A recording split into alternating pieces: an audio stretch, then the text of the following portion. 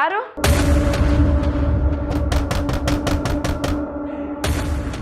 ಯಾಕೆ ಹಿಂಗೆ ತೊಂದರೆ ಕೊಡ್ತಾ ಇದ್ದೀರಾ?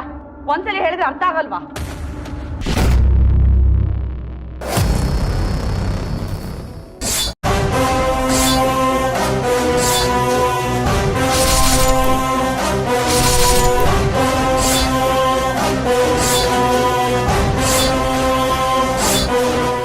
ಏನಾಗಿ ನೋಡ್ತಿದ್ಯಾ? ಗನ್ ತಗೊಬಂದು ನಾನು ಶೂಟ್ ಮಾಡ್ಕೊಳ್ತೀನಿ ಅಂತನಾ? ಇಲ್ಲ,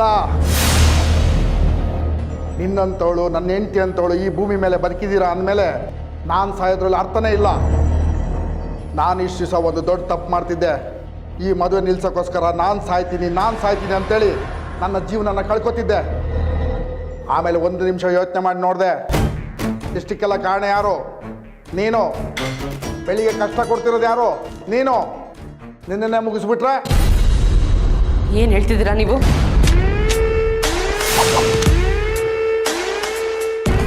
ಈಗ ಅಂತಂದಿರೋದು ನಾನು ಸಾಯೋದಕ್ಕಲ್ಲ, ನಿನ್ನ ಸಾಯಿಸೋದಕ್ಕೆ. ಮಾವ, ನೀವು ತಪ್ಪು ಮಾಡ್ತಿದ್ದೀರಾ. ಈ ರೀತಿ ಚಿಕ್ಕ ಮಕ್ಕಳ ಥರ ಗನ್ ಹಿಡ್ಕೊಂಬಂದ್ರೆ ನಾನು ಎದುರೋಳಲ್ಲ. ಸುಮ್ಮನೆ ಈ ಮದುವೆ ನಡೆಯೋಕೆ ಅವಕಾಶ ಮಾಡಿಕೊಡಿ. ಗನ್ ನನ್ನ ಕೈಯಲ್ಲಿದ್ರು ಇಷ್ಟು ಧೈರ್ಯವಾಗಿ ನೀನು ಮಾತಾಡ್ತಿದ್ಯಲ್ಲ, ನಿನ್ನ ಧೈರ್ಯನ ಮೆಚ್ಚಲೇಬೇಕು. ನಿನ್ನ ಮಾತಿಗೆ ನಾನು ಬಗ್ಗೋನಲ್ಲ. ಮೊದಲು ಹಳೆ ರೇಡಿಯೋ ಥರ ನಾನು ಸಾಯ್ತೀನಿ ಅಂತಿದ್ರಿ. ಈಗ ನಿನ್ನನ್ನು ಸಾಯಿಸ್ತೀನಿ ಅಂತಿದ್ದೀರಾ? ಹಳೆ ರೇಡಿಯೋನೇ ಇರ್ಬೋದು, ಈಗ ಬರ್ತಿರೋ ಹಾಡು ಹೊಸದು. ಸಾಯೋದಕ್ಕಿಂತ ಮುಂಚೆನೆ ಖುಷಿ ಪಡು. ಸತ್ ನಂತರ ಎಷ್ಟೇ ಸೌಂಡ್ ಕೊಟ್ಟರು ನಿನ್ನ ಕಿವಿ ಕೇಳಿಸಲ್ಲ. ಯಾಕೆ ಹೇಳು? ನೀನು ಸತ್ತಿರ್ತೀಯ. ಈ ಗನ್ನಲ್ಲಿರೋ ಬುಲೆಟು ನಿನ್ನ ತಲೆನ ಚಿತ್ರ ಮಾಡುತ್ತೆ. ಆಮೇಲೆ ಬೆಳ್ಳಿ ನೆಮ್ಮದಿಯಾಗಿರ್ತಾಳೆ. ಅದೇ ನನಗೆ ಬೇಕಾಗಿರೋದು. ಬೇಡ ಮಾವ, ನನಗೇನು ಮಾಡಬೇಡಿ. ನಾನು ಹೇಳ್ತಿದ್ದೀನಿ, ಒಂದಲ್ಲ ಒಂದು ದಿವಸ ಬೆಳ್ಳಿ ಮುತ್ತು ಮದುವೆ ಆಗತ್ತೆ. ಆಮೇಲೆ ಅವ್ರು ಸುಖವಾಗಿರ್ತಾರೆ. ನನ್ನ ಆಸೆ ಇವತ್ತು ಈಡೇರಲಿಲ್ಲ ಅಂದ್ರೂ ಒಂದಲ್ಲ ಒಂದು ದಿವಸ ನನ್ನ ಆಸೆ ಈಡೇರಲೇಬೇಕು. ಮುಂದೆ ಬೆಳ್ಳಿ ಚೆನ್ನಾಗಿರ್ಬೇಕಂದ್ರೆ ನೀನು ಸಾಯಲೇಬೇಕು.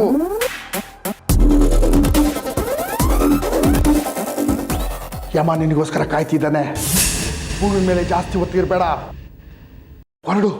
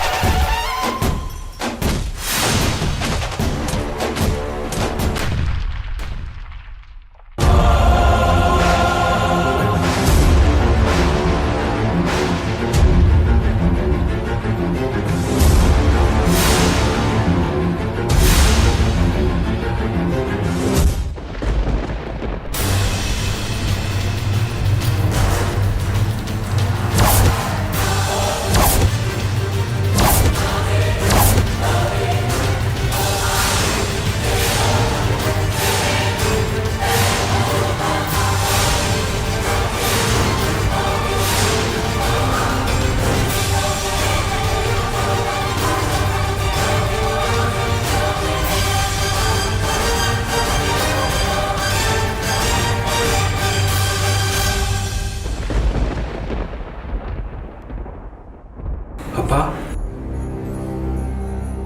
ಅಪ್ಪ ಅಪ್ಪ ಮಾಯಾ ಮಾಯಾ ಮಾಯಾ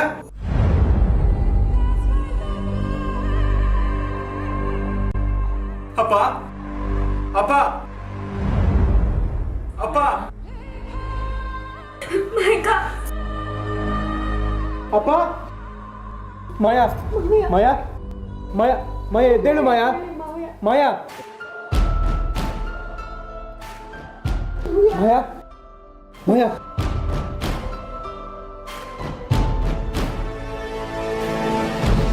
ಮಾಯಾ ಮಾಯಾ ಮಾವ, ಏನ್ ಮಾಯಾ ಇದೆಲ್ಲ? ಅಪ್ಪನ ಕೈಲಿ ಗನ್ನು ರಕ್ತ ಏನಾಯ್ತು? ಮಾಯಾ ಏನಾಯ್ತು ಹೇಳು ಮಾಯಾ. ಮಾವ, ಅದು ನಾನು ರೂಮಲ್ಲಿ ರೆಡಿ ಆಗ್ತಿರುವಾಗ ಯಾರು ಬಾಗಿಲು ತಟ್ಟಂಗಾಯ್ತು ಮಾವ. ನಾನು ಬಾಗಿಲು ತೆಗೆದಿದ್ದಕ್ಕೆ ಬಸವರಾಜ್ ಮಾವ ಗನ್ ಸಮೇತ ಬಂದಿದ್ರು. ನೀನು ಮದುವೆ ಆಗಬೇಡ, ನೀನು ಒಂದು ವೇಳೆ ಹಸೆ ಮಣೆ ಏರಿದ್ರೆ ನನಗೆ ನಾನು ಶೂಟ್ ಮಾಡ್ಕೋತೀನಿ ಅಂತ ಅವ್ರ ತಲೆ ಕಣ್ಣಿಟ್ಕೊಂಡ್ರು ಮಾವ. ನನ್ನ ಹೆದರ್ಸಿದ್ರು. ಬೇಡ ಮಾವ, ಆ ರೀತಿ ಮಾಡಬೇಡಿ. ದಯವಿಟ್ಟು ನನ್ನ ಮದ್ವೆಗೆ ಅಡ್ಡಿ ಆಗ್ಬೇಡಿ ಅಂತ ನಾನು ಎಷ್ಟು ಬೇಡ್ಕೊಂಡ್ರು ಕೇಳಲಿಲ್ಲ ಮಾವ. ಕೊನೆ ಕಾಲ್ ಮುಗಿದು ಕೇಳಿದೆ ಮಾವ, ಆದ್ರೂ ಅವ್ರ ಮನಸ್ಸು ಕರಗ್ಲಿಲ್ಲ. ನೀವು ಯಾರು ನನ್ನ ಮಾತು ಕೇಳಲ್ಲ, ನಾನು ಸತ್ತೇ ಈ ಮದ್ವೆ ನಿಲ್ಲಿಸ್ತೀನಿ ಅಂತ ಅವ್ರು ಶೂಟ್ ಮಾಡ್ಕೊಂಡ್ರು ಮಾವ. ಏನೋ ಶೂಟ್ ಮಾಡ್ಕೊಂಡ್ರ?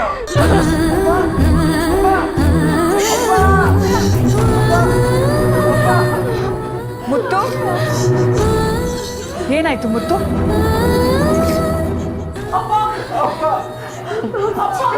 ಮುತ್ತು, ಶೂಟ್ ಮಾಡ್ಕೊಂಡ್ರೆ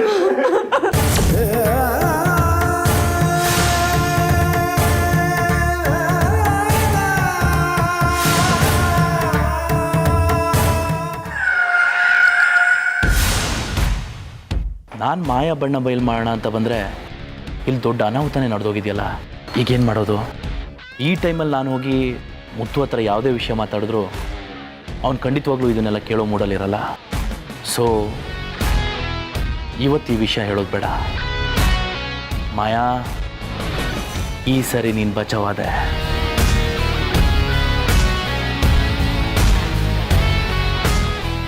ಆದರೆ ಮುಂದಿನ ಸರಿ ಖಂಡಿತ ನಿನ್ನ ಸಿಕ್ಕಾಕ್ಸಿ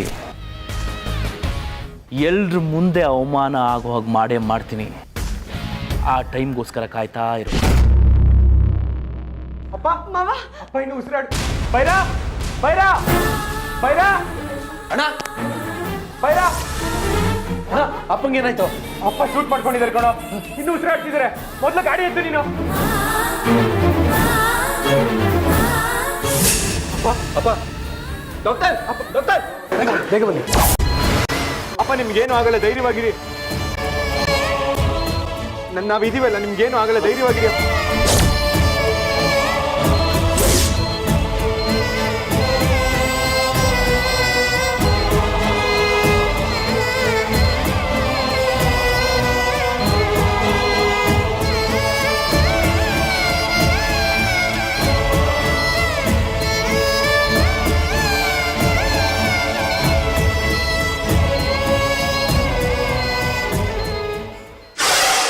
ನನ್ನನ್ನೇ ಎದುರಾಕೋತೀಯ? ನಿನ್ನಂತ 100 ಜನ ಬಂದ್ರು ನನ್ನನ್ನೇನು ಮಾಡೋಕ್ಕಾಗಲ್ಲ.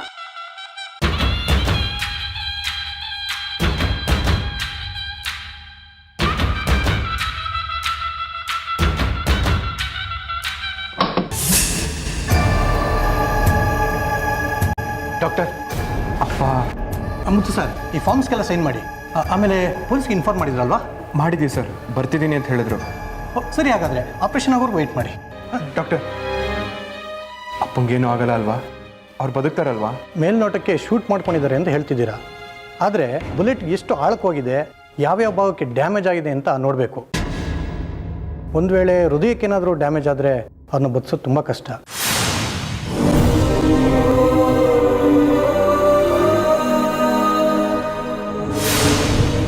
ಆದರೆ ನಮ್ಮ ಕರ್ತವ್ಯ ನಾವು ಮಾಡ್ತೀವಿ.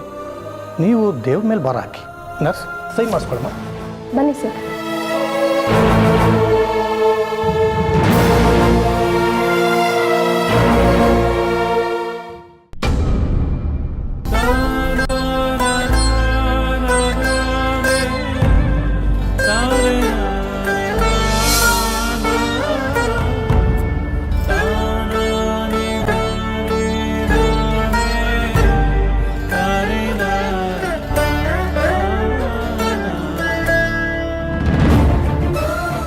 ಗಣಪ, ನನ್ನಿಂದ ಏನು ತಪ್ಪಾಗಿದೆ ಅಂತ ನನಗೆ ಇಷ್ಟೊಂದು ಶಿಕ್ಷೆ ಕೊಡ್ತಿದ್ಯಾ? ನನ್ನಿಂದ ಯಾರಿಗೂ ಕಷ್ಟ ಆಗಬಾರ್ದು ಅಂತ ತಾನೆ ನಾನು ಎಲ್ರನ್ನೂ ಬಿಟ್ಟು ಹೋಗೋಕ್ಕೆ ತಯಾರಾಗಿದ್ದು.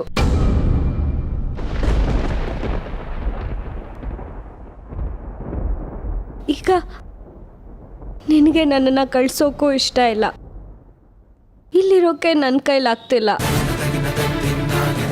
ಯಾಕೆ ನನ್ನ ಇಂಥ ಪರಿಸ್ಥಿತಿಗೆ ಕರ್ಕೊಂಡು ಬಂದು ನಿಲ್ಸಿದ್ಯಾ?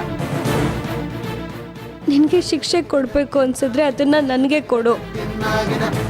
ಯಾಕೆ ನನ್ನ ಪ್ರೀತಿಸೋರಿಗೆ ಕೊಡ್ತೀಯಾ?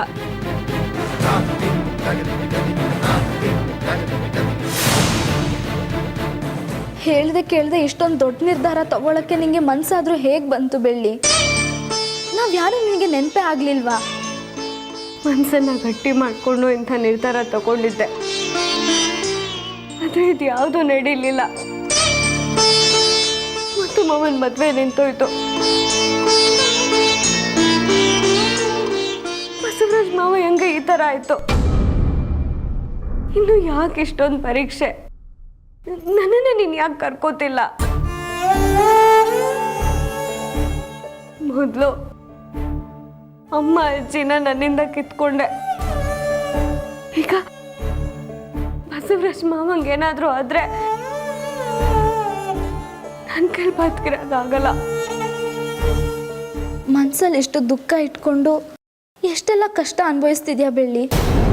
ನನಗೆ ಈ ಮದುವೆನೂ ಬೇಡ, ಏನೂ ಬೇಡ. ಬಸವರಾಜ್ ಮಾವಯ್ಯ ಬೇಗ ಗುಣ ಆಗಿ ಬರೋ ಹಾಗೆ ಮಾಡು. ಇದೊಂದು ಉಪಕಾರ ನೀನು ಮಾಡಿದ್ರೆ ನಿನ್ನ ಋಣನ ನಾನು ಯಾವತ್ತೂ ಮರೆಯಲ್ಲ.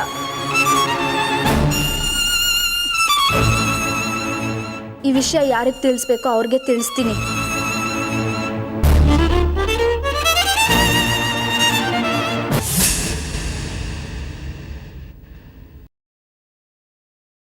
ನಮಸ್ತೆ ಮುತ್ತು ಸರ್. ನಮಸ್ತೆ. ತಂದೆಯವ್ರಿಗೆ ಈ ರೀತಿ ಆಯಿತು, ಮದುವೆ ನಿಂತೋಯ್ತು. ಈ ನೋವಿನ ಮಧ್ಯೆ ಬಂದು ಇವ್ರು ತೊಂದರೆ ಕೊಡ್ತಾ ಇದ್ದಾರೆ ಅಂತ ಅನ್ಕೋಬೇಡಿ. ನಮ್ಮ ಡ್ಯೂಟಿನೇ ಇದು.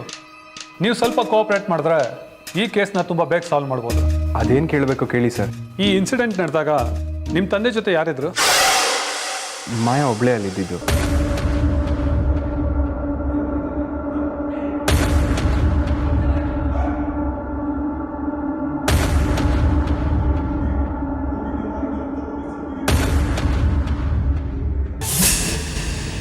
ಮಾಯಾ ಒಬ್ಬರೇ ಇದ್ರಾ ಅಥವಾ ಅವ್ರ ಜೊತೆ ಬೇರೆ ಯಾರಾದ್ರು? ಇಲ್ಲ, ಮಾಯಾ ಒಬ್ಳೇ ಇದ್ದಿದ್ದು. ಹೆಣ್ಣಿನ ರೂಮಲ್ಲಿ ಮಾಯಾ ಇದ್ದಾಗ ಅಪ್ಪ ಗನ್ ತಗೊಂಡು ಬಂದು ಈ ಮದುವೆ ನಡಿಬಾರ್ದು ಅಂತ ಹೆದರಿಸಿದ್ದಾರೆ. ಪಾಪ ಮಾಯಾ ತುಂಬ ಭಯ ಪಟ್ಕೊಂಡಿದ್ಲು. ಅದೇ ಟೈಮಲ್ಲಿ ಅಪ್ಪ ಮದುವೆ ನಡಿಬಾರ್ದು ಅಂತ ಗನ್ ತಗೊಂಡು ಶೂಟ್ ಮಾಡ್ಕೊಂಡ್ರು ಅಂತ ಮಾಯಾ ಹೇಳಿದ್ಲು. ಅಂದರೆ ನೀವು ಹೇಳ್ತಾ ಇರೋದು ಮಾಯಿನ ದೃಷ್ಟಿಯಿಂದ ಈ ರೀತಿಯಾಗಿ ಆಗಿದೆ ಅಂತ ಮಾತ್ರ.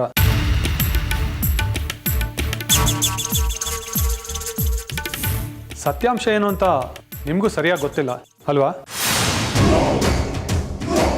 ಅಂದರೆ ನಿಮ್ಮ ಮಾತಿನ ಅರ್ಥ? ಹೋಗ್ತಾ ಹೋಗ್ತಾ ನಿಮಗೆ ಗೊತ್ತಾಗುತ್ತೆ ಬಿಡಿ.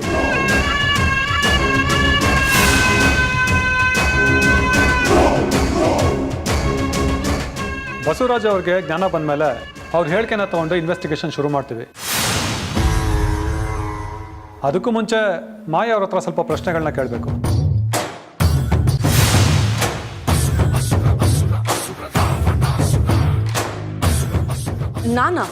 ನಾನು ಯಾಕೆ? ಯಾಕೆಂದ್ರೆ ಇನ್ಸಿಡೆಂಟ್ ನಡೆದಾಗ ಅವ್ರ ಜೊತೆ ಇದ್ದಿದ್ದು ನೀವೊಬ್ಬರೇ ಅಂದಮೇಲೆ ಅಲ್ಲೇನು ನಡೀತು ಅಂತ ನಿಮ್ಮೊಬ್ಬರಿಗೆ ಅಲ್ವಾ ಗೊತ್ತಿರೋದು. ಕೇಸ್ನ ರಿಜಿಸ್ಟರ್ ಮಾಡ್ಕೊಂಡಿದ್ದೀವಿ. ಇನ್ನು ಮಿಕ್ಕಿದ ಪ್ರೋಸೆಸ್ ಎಲ್ಲ ಆಮೇಲೆ ನಡೆಯುತ್ತಾ. ನಮ್ಮ ಜೊತೆ ಬನ್ನಿ ಸರ್. ಒಂದು ನಿಮಿಷ. ಮದುವೆ ನಿಂತೋಗಿರೋದ್ರಿಂದ ಅವಳ ಮನ್ಸಿಗೆ ತುಂಬ ನೋವಾಗಿರುತ್ತೆ. ಹಾರ್ಷಾಗಿ ವಿಚಾರಿಸದೆ ಸ್ವಲ್ಪ. ನಮಗೂ ಅರ್ಥ ಆಗುತ್ತಾ. I will take care of it. ಬನ್ನಿ ಅಮ್ಮ.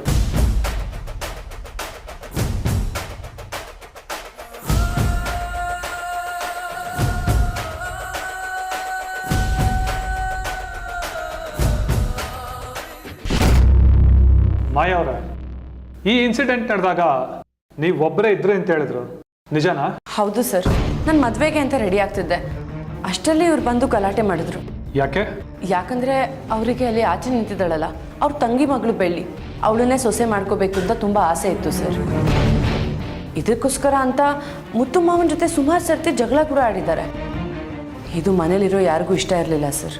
ನನ್ನ ಅನುಮಾನ ಏನಂದ್ರೆ, ಆತ್ಮಹತ್ಯೆ ಮಾಡ್ಕೊಳ್ಳೋದಕ್ಕೆ ಪ್ರಯತ್ನ ಪಡೋರು ಮನೇಲೋ ಹೋಟ್ಲಲ್ಲೋ ಇಲ್ಲ ಯಾರು ಇಲ್ದಿರೋ ಜಾಗದಲ್ಲಿ ಹೋಗಿ ಆತ್ಮಹತ್ಯೆ ಮಾಡ್ಕೊಳ್ತಾರೆ. ಆದರೆ ಇವ್ರು ಮಾತ್ರ ನಿಮ್ಮ ಮದುವೆ ಮಂಟಪಕ್ಕೆ ಬಂದು, ಅದು ನೀವು ರೆಡಿ ಆಗ್ತಿದ್ದ ರೂಮಿಗೆ ಬಂದು ಆತ್ಮಹತ್ಯೆ ಮಾಡ್ಕೊಳ್ಳೋದು ನೋಡಿದ್ರಲ್ಲ, ಅದು ನನಗೆ ಅನುಮಾನ ಜಾಸ್ತಿ ಆಗ್ತಾ ಇದೆ. ಅವ್ರಿಗೆ ನನ್ನ ಕಂಡ್ರೇನೆ ಆಗ್ತಿರ್ಲಿಲ್ಲ, ಬರೀ ನನಗೆ ತೊಂದರೆ ಕೊಡೋಕೆ ನೋಡ್ತಿದ್ರು. ನಮ್ಮ ಮದುವೆ ಎಷ್ಟೋ ಸರಿ ಇವ್ರ ಹಟ್ಟದಿಂದನೇ ನಿಂತು ಹೋಗಿದೆ ಸರ್. ನಮ್ಮ ಮಾವಂಗೆ ಬೆಳ್ಳಿನ ಮದುವೆ ಆಗೋಕೆ ಇಷ್ಟ ಇಲ್ಲ ಸರ್. ಆದರೆ ಇವ್ರು ಮಾತ್ರ ಆಗು ಅಂತ ಬಲವಂತ ಮಾಡ್ತಿದ್ರು. ನಿನಗೆ ಪಾಠ ಕಲಿಸ್ತೀನಿ ಅಂತ ನನ್ನ ಹತ್ರ ಚಾಲೆಂಜ್ ಕೂಡ ಮಾಡಿದ್ರು ಸರ್. ಅದಕ್ಕೋಸ್ಕರನೇ ಮಂಟಪಕ್ಕೆ ಬಂದು ಸಾಯೋ ತೀರ್ಮಾನ ಮಾಡಿದ್ದು ಸರ್. ಈ ಥರ ಒಂದು ಇನ್ಸಿಡೆಂಟ್ ಆದರೆ ನಾನು ಹೋಗಿ ಎಲ್ರಿಗೂ ಹೇಳ್ತೀನಿ, ಆಗ ಮದುವೆ ನಿಂತೋಗುತ್ತೆ ಅನ್ನೋ ಉದ್ದೇಶ ಅವ್ರದ್ದು. ಪಾಠ ಕಲಿಸೋದಕ್ಕೆ ನೀವೇನು ತಪ್ಪು ಮಾಡಿದ್ರಿ? ಅಯ್ಯೋ, ನಾನೇನು ಮಾಡಿಲ್ಲ ಸರ್. ನಿಮ್ಮೊಬ್ಬರ ಮೇಲೆ ಅವ್ರು ಅಷ್ಟೊಂದು ದ್ವೇಷ ಇಟ್ಕೊಂಡಿದ್ರಲ್ಲ, ಅದಕ್ಕೆ ಕೇಳಿದೆ ಅಷ್ಟೇ. ಒಂದು ಕೆಲಸ ಮಾಡಿ, ಈಗ ನೀವು ಸೂಸೈಡ್ ಮಾಡ್ಕೋತಿದ್ದೀರಾ ಅಂತ ಅಂದ್ಕೊಳ್ಳಿ. ಅಯ್ಯೋ, ನಾನು ಯಾಕೆ ಸರ್ ಸೂಸೈಡ್ ಮಾಡ್ಕೊಳ್ಳಿ? ನನಗೇನಾಗಿದೆ? ಸುಮ್ಮನೆ ಅಂದ್ಕೊಳ್ಳಿ ಮೇಡಮ್. ಈಗ ನಿಮ್ಮ ಮನೆಯವರೆಲ್ಲ ನಿಮಗೆ ತುಂಬ ಅವಮಾನ ಮಾಡ್ಯಾರೆ ಅಂತ ಇಟ್ಕೊಳ್ಳಿ. ನೀವು ಸಾಯ್ಬೇಕು ಅಂತ ಡಿಸೈಡ್ ಮಾಡ್ಕೊಂಡಿದ್ದೀರಾ. ಹೇಗೆ ಸಾಯ್ತೀರಾ ಅಂತ ತೋರಿಸ್ತೀರಾ? ಹೀಗೆ ನೋಡ್ತೀನಿ ಸರ್, ಹೀಗೆ ತಲೆಗಿಟ್ಕೊಂಡು ಟ್ರಿಗರ್ ಪ್ರೆಸ್ ಮಾಡಿ ಶೂಟ್ ಮಾಡ್ಕೋತೀನಿ sir. Are you sure? Sure sir. ನಾನು ಡಾಕ್ಟರ್ ಹತ್ರ ಮಾತಾಡಿದೆ, ಸ್ಪಾಟ್ಗೂ ಹೋಗಿದ್ದೆ. ನನಗೆ ತಿಳಿದಿರೋ ಪ್ರಕಾರ ಬುಲೆಟ್ ಬಿದ್ದಿರೋದು ಕುತ್ತಿಗೆಗೆ ತಾನೇ. ಆತ್ಮಹತ್ಯೆ ಮಾಡ್ಕೊಳ್ಳೋರು ತಲೆಗಿಟ್ಕೊಳ್ತಾರೆ, ಇಲ್ಲ ಎದೆಗಿಟ್ಕೊಳ್ತಾರೆ. ಇದೆರಡೂ ಆಗಿಲ್ಲ. ವಿಚಿತ್ರವಾಗಿದೆ ಅಂತ ಅನ್ನಿಸ್ತಾ ಇದೆ ಅಲ್ವಾ? ಸರ್, ನಾನೇನು ಮಾಡಿಲ್ಲ ಸರ್. ನೀವ್ಯಾಕೆ ಇಷ್ಟೊಂದು ಟೆನ್ಷನ್ ಆಗ್ತಾ ಇದ್ದೀರಾ? ನೀವೇ ಶೂಟ್ ಮಾಡಿರೋರ ಥರ. ಅಯ್ಯೋ ಇಲ್ಲ ಸರ್, ಯಾಕೆ ಕೇಳ್ತಿದ್ದೀರಾ? ಅವ್ರು ಶೂಟ್ ಮಾಡ್ಕೋಬೇಕಾದ್ರೆ ನೀವು ಸುಮ್ಮನೆ ನೋಡ್ತಿದ್ರಾ? ನಿಮಗೆ ತಡಿಬೇಕು ಅಂತ ಅನ್ನಿಸ್ಲಿಲ್ವಾ ಮಾಯವರೇ? ಅಯ್ಯೋ ಯಾರು ಸರ್ ಸ್ವಂತ ಮಾವ ಗನ್ ಇಟ್ಕೊಂಡು ಶೂಟ್ ಮಾಡ್ಕೊಳ್ಳುವಾಗ ಸುಮ್ಮನೆ ಇರ್ತಾರೆ? ನನ್ನ ಪಾಲಿಗೆ ದೇವರು ಸರ್ ಅವರು, ನನ್ನ ಸ್ವಂತ ಮಾವ ಅವರು. ನಾನು ಅವ್ರಿಗೆ ಹೇಳಿದೆ ಸರ್, ನಿಮಗೆ ಈ ಮದುವೆ ಒಂದು ನಡಿಬಾರ್ದು ಅಷ್ಟೇ ಅಲ್ವಾ? ಮುತ್ತು ಮಾವನ ಜೊತೆ ನಾನೇ ಮಾತಾಡಿ ಮದುವೆ ಕ್ಯಾನ್ಸಲ್ ಮಾಡಿಸ್ತೀನಿ. ಕೊನೆಗೆ ಅವ್ರ ಕಾಲು ಕುಬ್ಬಿದ್ದು ಕೇಳ್ಕೊಂಡೆ ಸರ್. ಆದರೂ ಯಾಕೋ ಅವ್ರಿಗೆ ನನ್ನ ಮಾತು ಮೇಲೆ ನಂಬಿಕೆ ಬರಲಿಲ್ಲ ಸರ್. ಆತ್ಮಹತ್ಯೆ ಮಾಡ್ಕೊಳ್ಳೋರ್ನ ತಡಿಬೇಕು ಅಂದರೆ ಯಾರೇ ಆದರೂ ಅವ್ರ ಕೈಯಲ್ಲಿರೋ ಗನ್ನನ್ನು ಕಿತ್ಕೊಳಕ್ಕೆ ನೋಡ್ತಾರೆ, ಅವ್ರ ಕಾಲಿಗೆ ಬೀಳಲ್ಲ ಅಲ್ವಾ ಮಾಯವರೇ? ಸಾಯ್ಬೇಕಾದ್ರೆ ಕಾಲಿಗೆ ಬಿದ್ದರೆ ಏನು ಪ್ರಯೋಜನ ಮಾಯವರೇ? ಒಂದು ವೇಳೆ ನೀವೇ ಸಾಯ್ಲಿ ಅಂತ ಬಿಟ್ಟರೋ ಹೇಗೆ? ನಾನು ಯಾಕೆ ಸರ್ ಅವ್ರ ಸಾಯ್ಲಿಂದ ಸುಮ್ಮನೆ ಬಿಟ್ಬಿಡ್ಲಿ? ನಾನು ಟೈಮಲ್ಲಿ ಅವ್ರ ಕಾಲಿಗೆ ಬಿದ್ದು ಅವ್ರ ಕೈಲಿರೋ ಗನ್ನ ಕಿತ್ಕೊಂಡು ಟ್ರೈ ಮಾಡಿದೆ ಸರ್. ಆದರೆ ನನ್ನ ಕೈಲಿ ಆಗಲಿಲ್ಲ. ನನ್ನನ್ನು ದೂರ ತಳ್ಳಿ ಅವ್ರಿಗೆ ಅವ್ರು ಶೂಟ್ ಮಾಡ್ಕೊಂಬಿಟ್ರು ಸರ್. ನನ್ನ ಕೈಲಿ ಅದನ್ನು ನೋಡೋಕ್ಕಾಗಲಿಲ್ಲ ಸರ್. ನನಗೆ ತುಂಬ ಬೇಜಾರಾಯಿತು. ನಾನು ಸ್ಪಾಟ್ಗೆ ಹೋಗಿ ಚೆಕ್ ಮಾಡಿದ್ದೀನಿ. ಅಲ್ಲಿ ಚೆಲ್ಲಿರೋ ರಕ್ತ, ಅವ್ರ ಕುತ್ತಿಗೆಗೆ ಬಿದ್ದಿರೋ ಗುಂಡು, ಇದನ್ನೆಲ್ಲ ನೋಡಿದ್ರೆ ಯಾರೋ ಅವ್ರನ್ನ ದೂರದಿಂದ ಶೂಟ್ ಮಾಡಿರೋ ಪ್ರತಿಬಿಂಬ ನನಗೆ ಕಾಣ್ತಾ ಇದೆ. ನನಗೆ ಅರ್ಥ ಆಯಿತು. ನಾನೇ ಮಾವನ್ನ ಗನ್ನಲ್ಲಿ ಶೂಟ್ ಮಾಡಿದೆ ಅಂತ ಹೇಳಿದ್ರೆ ನಿಮಗೆ ಖುಷಿ ಅಲ್ವಾ? ಸರಿ ಸರ್, ನಾನೇ ಶೂಟ್ ಮಾಡಿದ್ದು. ಇದೇ ಕೈಯಿಂದ ಶೂಟ್ ಮಾಡಿದೆ ಸರ್. ತಗೊಳ್ಳಿ, ನಾನು ಅರೆಸ್ಟ್ ಮಾಡಿ. ನಾನು ಹಾಗೆ ಹೇಳಲೇ ಇಲ್ಲ, ನೀವೇ ಒಪ್ಕೊಳ್ತಾ ಇದ್ರಲ್ಲ ಮೇಡಮ್. ನೀವು ಇನ್ವೆಸ್ಟಿಗೇಷನ್ ಮಾಡ್ತಿರೋದು ಒಂಚೂರು ಸರಿ ಇಲ್ಲ ಸರ್. ಪಾಪದವ್ರನ್ನೆಲ್ಲ ಒಳಗಾಕಿ ಕೊಲೆ ಮಾಡಿರೋರ್ನ ಆಚೆ ಕಡೆ ಆರಾಮಾಗಿರೋಕ್ ಬಿಡಿ. ನೀವು ನನ್ನ ಸಿಕ್ಕಾಕ್ಸ್ಬೇಕಂತಾನೆ ಈ ಥರ ಪ್ರಶ್ನೆ ಎಲ್ಲ ಕೇಳ್ತಿದ್ದೀರಾ ಅಲ್ವಾ ಸರ್? ಹೀಗಾಗಿರೋ ನೋವು ಜೊತೆ ಇನ್ನಷ್ಟು ನೋವು ಕೊಡ್ತಿದ್ದೀರಾ ಸರ್. ಇದು ತಪ್ಪು ಸರ್. ಮಾಯವ್ರ ನಿಂತ್ಕೊಳ್ಳಿ, ಮಾಯವ್ರ ಒಂದು ನಿಮಿಷ ನಿಂತ್ಕೊಳ್ಳಿ.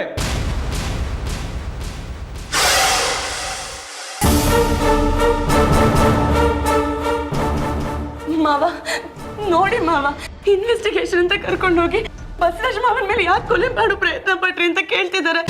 ನೀವೇ ಹೇಳಿ ಮಾವ, ನಮ್ಮಿಬ್ಬರ ಮದ್ವೆ ಎಷ್ಟು ಸಲ ನಡೆಯೋವರೆಗೂ ಹೋಗಿ ನಿಂತೋಗಿಲ್ಲ. ನೀವೇ ಹೇಳಿ ಮಾವ. ನಾನು ಎಷ್ಟು ತಾಳ್ಮೆಯಿಂದ ಇರಬೇಕು ಅಷ್ಟು ತಾಳ್ಮೆಯಿಂದ ಇದ್ದೀನಿ ಮಾವ. ಅಲ್ಲ, ಮದ್ವೆ ಇಟ್ಕೊಂಡು ಯಾವ್ದಾರು ಹೆಣ್ಣು ಈ ರೀತಿ ಕೆಲಸ ಮಾಡ್ತಾಳೋ? ಅದಲ್ಲದೆ ಬಸವರಾಜ್ ಮಾವನ ಮೇಲೆ ನಂಗೆ ಯಾವ ದ್ವೇಷ ಇದೆ ಅಂತ ನಾನು ಈ ತರ ಮಾಡ್ಲಿ ಮಾವ? ಇನ್ಸ್ಪೆಕ್ಟರ್ ಸುಮ್ಮನೆ ನನ್ನ ಮೇಲೆ ಅನುಮಾನ ಪಡ್ತಿದ್ದಾರೆ ಮಾವ. ನಂಗೆ ತುಂಬಾ ಅಳು ಬರ್ತದೆ ಮಾವ. ನಾನು ಯಾವ ತಪ್ಪು ಮಾಡದೇ ಇದ್ರು ನನ್ನನ್ನೇ ಯಾಕೆ ಟಾರ್ಗೆಟ್ ಮಾಡ್ತಿದ್ದೆ ನನಗೆ ಅರ್ಥ ಆಗ್ತಿಲ್ಲ ಮಾವ. ಸಮಾಧಾನ ಮಾಡ್ಕೊ ಸರ್, ನೀನು ಸಮಾಧಾನ ಮಾಡ್ಕೊ, ನಾನು ಮಾತಾಡ್ತೀನಿ. ನೋಡಿ ಸರ್, ನಮ್ಮ ಅಪ್ಪಂಗೆ ನಮ್ಮಿಬ್ರು ಮದುವೆ ನಡೆಯೋದು ಮುಂಚೆಯಿಂದನೂ ಇಷ್ಟ ಇರಲಿಲ್ಲ. ಅವ್ರಿಗೆ ಮದುವೆ ಕೂಡ ಲೇಟಾಗೇ ಬಂದರು. ಕೊನೆಗೂ ಇಷ್ಟಪಟ್ಟು ಬಂದ್ರಲ್ಲ, ಯಾವುದೇ ತೊಂದರೆ ಕೊಡಲ್ಲ ಅಂತ ಅಂದ್ಕೊಂಡಿದ್ದೆ. ಆದರೆ ಅವ್ರು ಶೂಟ್ ಮಾಡ್ಕೊಂಡ್ಮೇಲೆ ಗೊತ್ತಾಗಿದ್ದು ಅವ್ರ ಮದುವೆನ ನೋಡೋಕೆ ಬರಲಿಲ್ಲ, ನಿಲ್ಸೋಕೆ ಬಂದರು ಅಂತ. ಅವ್ರು ಎದುರಿಸ್ತಾರೆ ಅಂತ ಗೊತ್ತಿತ್ತು, ಆದರೆ ಈ ರೀತಿ ಶೂಟ್ ಮಾಡ್ಕೊಳ್ತಾರೆ ಅಂತ ಗೊತ್ತಿರಲಿಲ್ಲ. ಸರಿ ಸರ್, ಈ ಕೇಸ್ನಲ್ಲಿ ನನಗೆ ಯಾರ ಮೇಲೂ ಅನುಮಾನ ಇಲ್ಲ ಅಂತ ಒಂದು ಸ್ಟೇಟ್ಮೆಂಟ್ ಬರ್ಕೊಡಿ. ಇದನ್ನು ಇಲ್ಲಿಗೆ ಮುಗಿಸ್ತೇನೆ.